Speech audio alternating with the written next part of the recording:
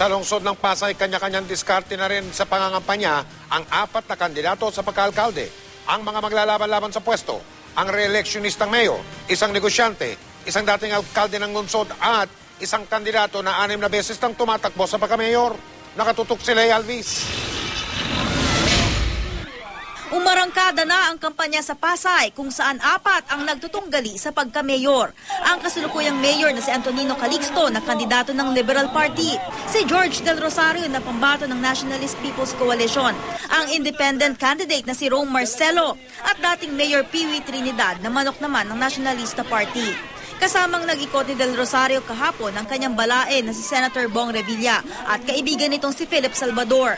Negosyante si Del Rosario at dating kaalyado ni Calixto pero nagkalamat daw ang kanilang pagkakaibigan. Pinautang umano niya si Calixto ng 100 million pesos noong nakarang eleksyon pero di na raw ito binayaran ng alkalde. Kasi yung 100 na pinautang ko sa kanya, ayun po ay mana na sa mga aking anak. Bakit po hindi binabayaran? Hindi ko po alam. Hindi ko po alam kasi hindi ko na siya nakakausap. At yung hindi na ho kami nag-usap, nawala na ho sa isip niya siguro na magbayad siya.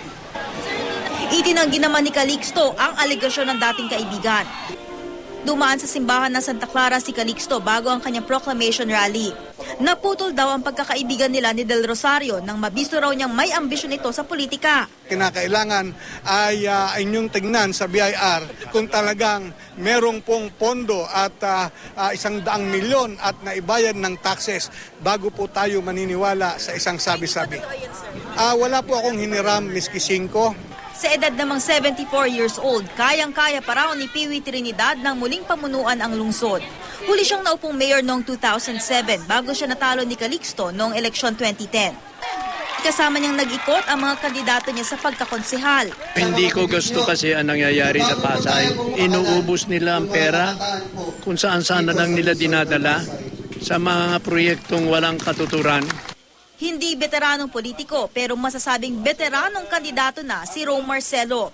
Tuwing eleksyon sa lokal simula noong 1995, tumatakbo na siya sa pagka-mayor. Ito ay isang naging misyon ko para sa Pasay. Mula nang ako'y makakilala sa Panginoon, naniniwala ako na ang pera ay hindi hadlang sa isang mabuting hangarin.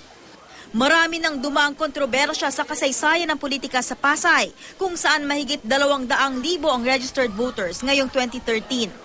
Noong eleksyon 2010, pumalo sa 71% ang voter turnout sa lungsod. Nanalo si Pangulong Noynoy Aquino at Vice President Binay sa Pasay noong nakarang eleksyon. Lea Alvis, Nakatutok, 24 Oras.